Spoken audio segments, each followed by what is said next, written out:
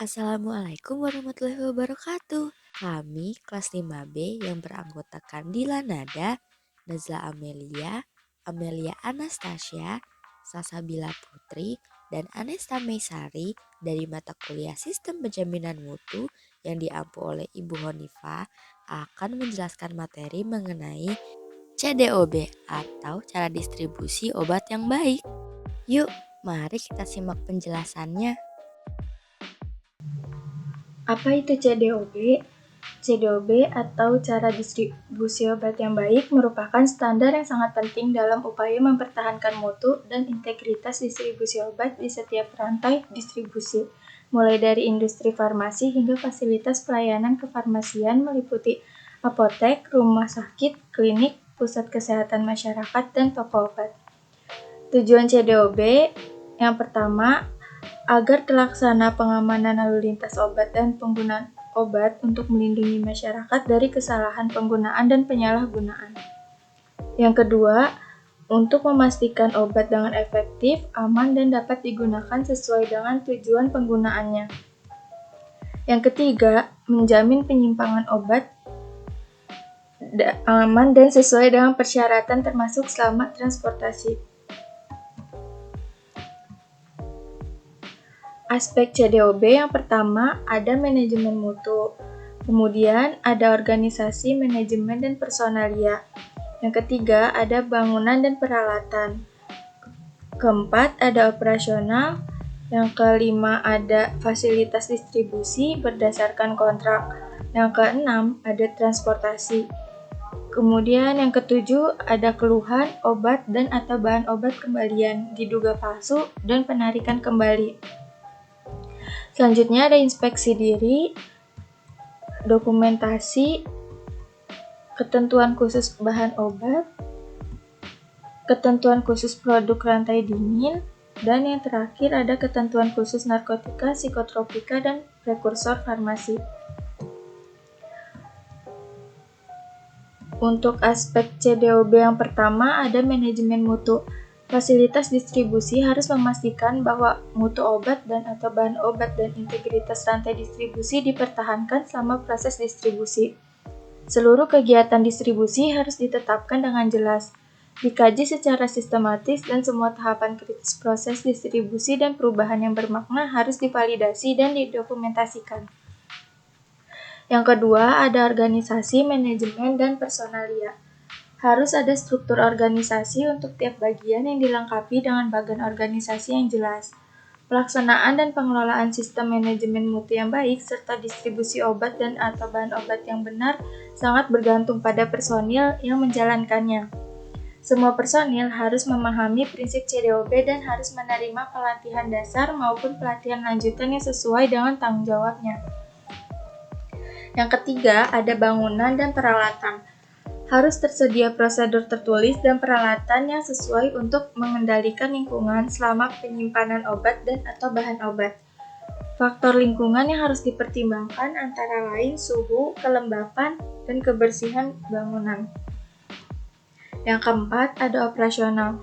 Semua tindakan yang dilakukan oleh fasilitas distribusi harus dapat memastikan bahwa identitas obat dan atau bahan obat tidak hilang dan distribusinya ditangani sesuai dengan spesifikasi yang tercantum pada kemasan. Yang kelima, ada inspeksi diri. Inspeksi diri harus dilakukan dalam rangka memantau pelaksanaan dan kepatuhan terhadap pemenuhan CDOB dan untuk bahan tindak lanjut langkah-langkah perbaikan yang diperlukan. Yang keenam, ada keluhan obat dan atau bahan obat kembalian, diduga palsu, dan penarikan kembali. Semua keluhan dan informasi lain tentang obat dan atau bahan obat berpotensi rusak harus dikumpulkan, dikaji, dan diselidiki sesuai dengan prosedur tertulis. Yang ketujuh, ada transportasi. Selama proses transportasi, harus diterapkan metode transportasi yang memadai. Kemudian yang kedelapan, ada fasilitas distribusi berdasarkan kontrak. Semua kegiatan kontrak harus tertulis antara pemberi kontrak dan penerima kontrak, serta setiap kegiatan harus sesuai dengan persyaratan CDOB. Yang kesembilan, ada dokumentasi. Dokumentasi merupakan dokumen tertulis terkait dengan distribusi seperti pengadaan, penyimpanan, penyaluran, dan pelaporan. prosedur tertulis, dan dokumen lain yang terkait dengan pemastian mutu. Yang ke-10 ada ketentuan khusus bahan obat. Bahan obat yang tidak sesuai tidak boleh dicampur dengan bahan obat yang memenuhi spesifikasi. Untuk yang ke-11 ada ketentuan khusus produk rantai dingin. Untuk produk rantai dingin terdapat persyaratan khusus yang harus dipenuhi sebagai standar selain yang dipersyaratkan dalam CDOB. Antara lain meliputi aturan yang berkaitan dengan masalah suhu pada saat penerimaan, penyimpanan, dan pengiriman. Yang ke-12 ada ketentuan khusus narkotika, psikotropika, dan prekursor farmasi. Cara distribusi narkotika, psikotropika, dan prekursor farmasi harus dilakukan dalam rangka pemenuhan CDOB termasuk untuk mencegah terjadinya penyimpangan dan atau kehilangan narkotika, psikotropika, dan prekursor farmasi dari jalur distribusi resmi. Gudang dan penyimpanan. Syarat pengelolaan gudang penyimpanan obat yang memenuhi standar keamanan dan kebersihan. Yang pertama, lokasi penyimpanan dipilih dan dibangun untuk meminimalkan resiko yang diakibatkan banjir atau kondisi cuaca ekstrim dan bahaya alamiah lainnya. Yang kedua, bangunan tempat penyimpanan dibangun menggunakan bahan yang kuat dan mudah dibersihkan. Yang ketiga, akses kendaraan ke gudang penyimpanan harus disediakan untuk mengakomodasi kendaraan besar, termasuk kendaraan untuk keadaan darurat. Yang keempat, lokasi dijaga dari penumpukan debu, sampah, dan kotoran serta terhindar dari serangga. Yang kelima, kapasitas neto bangunan tempat penyimpanan harus cukup memadai agar dapat menampung tingkat persediaan puncak pada kondisi penyimpanan sesuai persyaratan dan dengan cara memungkinkan kegiatan pengelolaan stok dapat dilaksanakan dengan benar dan efisien. Yang kesembilan, harus tersedia alat pemadam kebakaran dan hendaklah dilengkapi dengan alat deteksi kebakaran pada seluruh area penyimpanan produk rantai dingin dan alat tersebut dipelihara secara berkala sesuai rekomendasi dari pembaut. Lalu ada chiller and freezer. Dirancang untuk tujuan penyimpanan produk rantai dingin, tidak boleh menggunakan kulkas atau freezer rumah tangga. Yang kedua, mampu menjaga suhu yang telah dipersyaratkan. Yang ketiga, perlu menggunakan termometer terkalibrasi minimal 1 buah tiap chiller atau freezer dengan mempertimbangkan ukuran atau jumlah pintu dan secara rutin dikalibrasi minimal 1 kali dalam setahun. Yang keempat, dilengkapi dengan alarm yang menunjukkan terjadinya penyimpanan suhu. Yang kelima, dilengkapi pintu dan penutup yang dapat dikunci. Yang keenam, setiap chiller atau freezer harus mempunyai stok kontak sendiri. Logistik distribusi. Pengembangan rute distribusi yang efisien dan terencana sangat penting diketahui bagaimana strategi mendistribusikan barang dengan cepat dan efisien. Yang pertama, pilih distributor yang tepat. Yang kedua, distribusi melalui website. Yang ketiga, menjaga komunikasi dengan distributor. Yang keempat, fokus pada area lokal. Yang kelima, memanfaatkan software. Yang keenam, siapkan transportasi yang tepat. Distribusi produk bisa berjalan dengan lancar jika alat transportasi yang digunakan juga tepat. Yang ketujuh, menerapkan sistem COD. COD menjadi layanan yang tepat untuk memaksimalkan proses distribusi produk Anda. Sistem COD memberikan penilaian lebih di mata konsumen. Yang kedelapan, lakukan review. Review juga dilakukan untuk memperbaiki strategi yang dirasa masih kurang maksimal. Penerapan strategi yang tepat akan membantu produk distribusi secara merata dan lebih efisien. Manajemen inventaris untuk meminimalkan resiko ketersediaan stok. Pentingnya manajemen inventaris dalam manajemen rantai pasokan dapat dipahami melalui yang pertama, memenuhi permintaan pelanggan. Yang kedua, meminimalkan biaya penyimpanan. Yang ketiga, mengurangi kehabisan stok dan kelebihan menimbun. Yang keempat, koordinasi rantai pasokan. Yang kelima, optimalisasi biaya. Yang keenam, mitigasi resiko. Implementasi sistem informasi yang terintegrasi untuk melacak pergerakan dan status obat. Sistem informasi merupakan suatu sistem yang bertujuan untuk memastikan bahwa distribusi obat dilakukan dengan standar yang baik dan aman. Dalam implementasinya, terdapat beberapa komponen yang perlu dipertimbangkan untuk memastikan integrasi dan pelacakan pergerakan serta status obat dengan efektif. Berikut adalah beberapa poin yang dapat diimplementasikan, yaitu data terpusat, yaitu membangun database terpusat yang menyimpan informasi obat, termasuk informasi produksi, distribusi, dan status keamanan.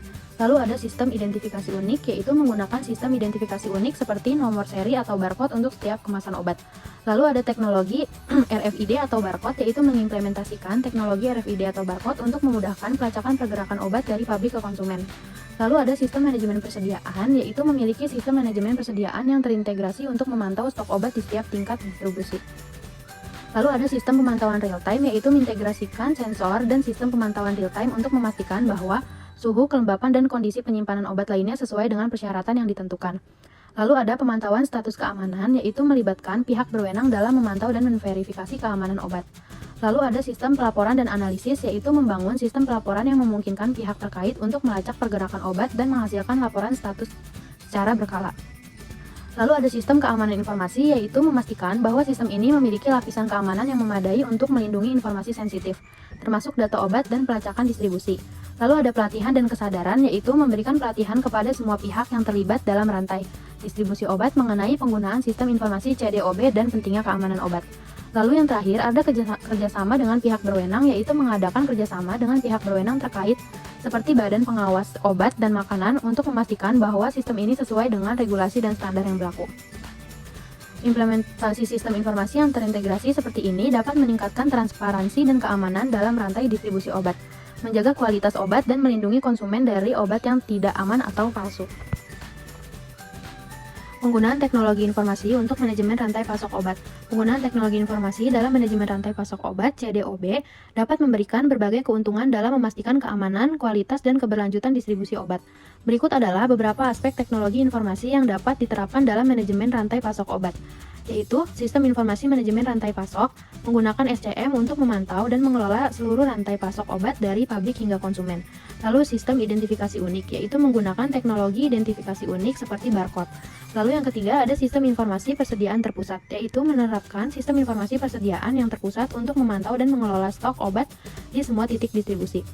Lalu ada pemantauan suhu dan kelembapan secara real time, yaitu menggunakan sensor dan sistem pemantauan real time untuk memonitor kondisi penyimpanan obat khususnya suhu dan kelembapan. Lalu ada sistem otomatisasi pemesanan, yaitu mengimplementasikan sistem otomatisasi pemesanan berbasis permintaan aktual dan tingkat persediaan. Lalu ada sistem pemantauan real time untuk pengiriman, yaitu menggunakan teknologi GPS dan sistem pemantauan real time untuk memantau pergerakan obat selama pengiriman. Lalu ada sistem pelaporan dan analisis, yaitu menerapkan sistem pelaporan dan analisis untuk menghasilkan laporan berkala tentang kinerja rantai pasok, termasuk keamanan, kualitas, dan efisiensi operasional. Lalu ada penggunaan teknologi blockchain, yaitu mengintegritas teknologi blockchain untuk memastikan integritas data dan transparansi dalam seluruh rantai pasok. Lalu ada sistem keamanan informasi, yaitu memastikan keamanan informasi dalam sistem termasuk perlindungan data pribadi dan informasi sensitif lainnya. Lalu ada pelatihan dan sosialisasi teknologi, yaitu melibatkan pelatihan karyawan dan pihak terkait dalam penggunaan teknologi baru yang diterapkan dalam rantai pasok obat. Penggunaan teknologi informasi dalam manajemen rantai pasok obat (CDOB) dapat meningkatkan efisiensi operasional, keamanan obat, dan memastikan bahwa setiap tahap distribusi mematuhi standar CDOB. Hal ini penting untuk melindungi kesehatan masyarakat dan mencegah peredaran obat yang tidak aman dan palsu.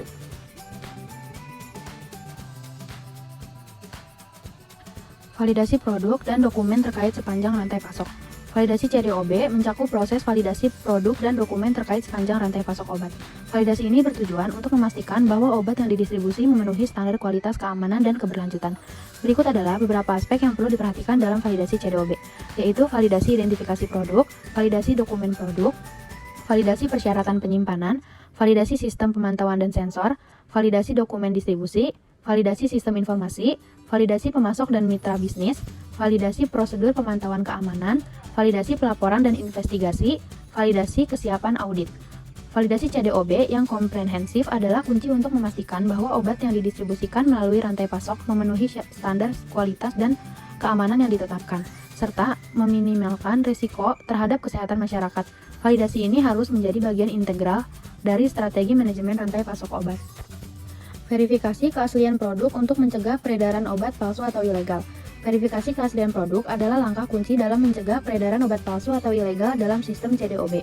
Penerapan strategi verifikasi keaslian produk ini dapat membantu memastikan bahwa obat yang beredar di pasar adalah produk asli yang aman dikonsumsi.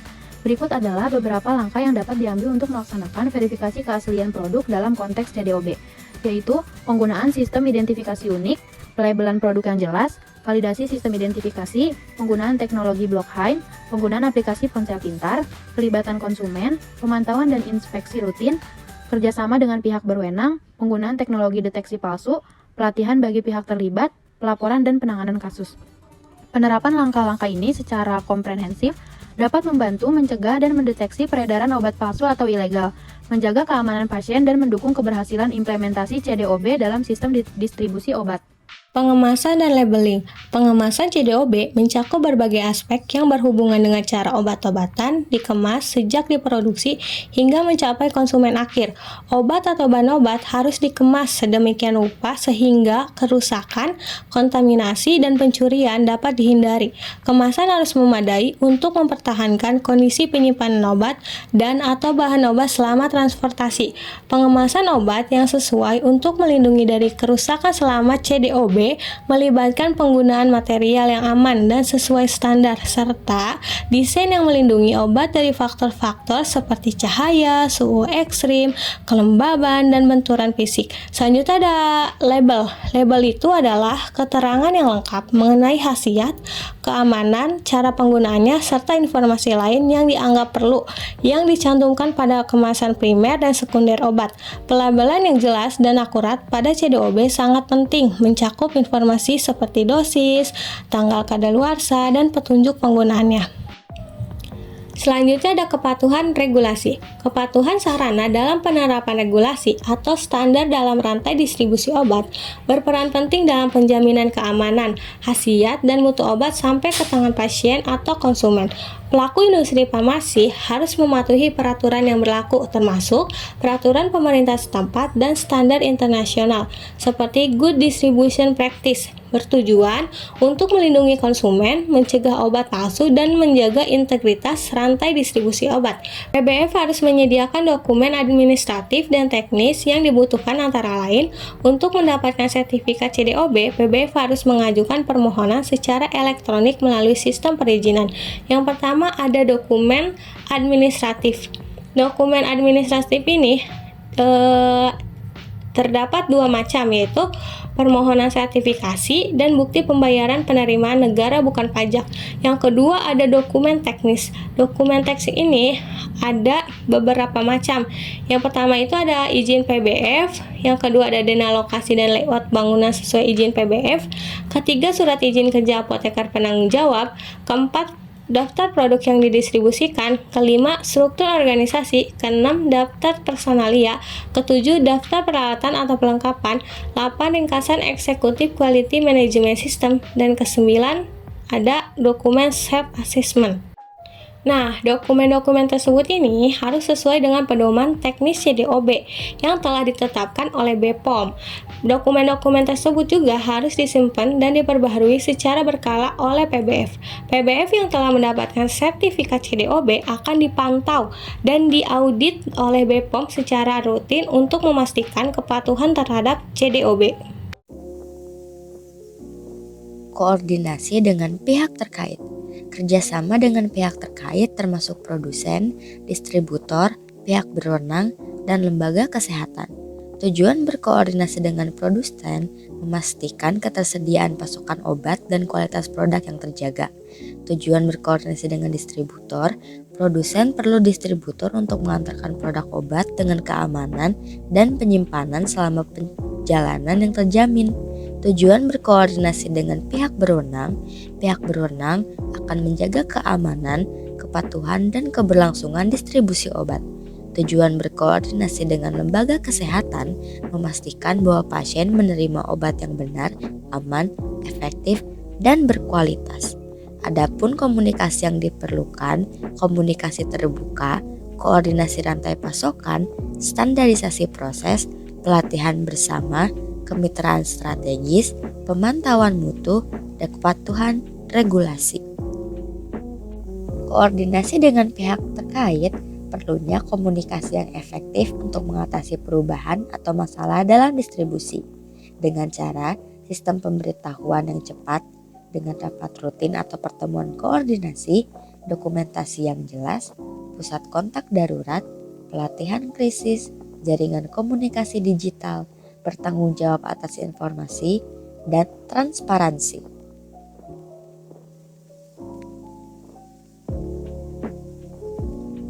Pengelolaan resiko. Identifikasi dan evaluasi resiko dalam rantai distribusi. Yang pertama, identifikasi resiko. Kegiatan mengidentifikasi apa, mengapa, bagaimana, dan kapan kejadian dapat terjadi atau berulang terjadi sehingga dapat merugikan distribusi obat. Yang kedua, analisis resiko, menentukan tingkat kemungkinan terjadinya resiko serta tingkat dampaknya terhadap distribusi obat. Yang ketiga, evaluasi resiko, membandingkan tingkat resiko yang diestimasi dengan kriteria tingkat resiko yang sudah ditetapkan sebelumnya.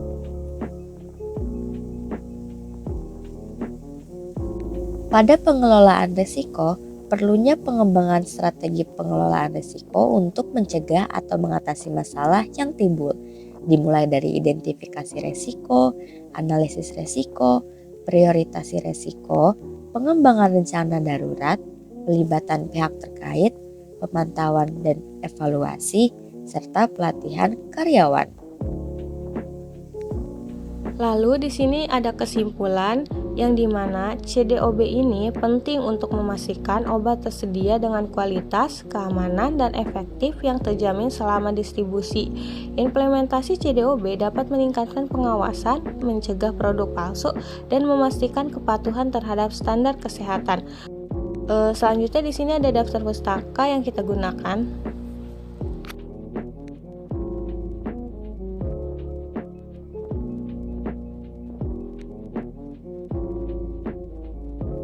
Terima kasih sudah menyaksikan video ini. Semoga video ini bermanfaat. Kami pamit undur diri. Wassalamualaikum warahmatullahi wabarakatuh. Dadah.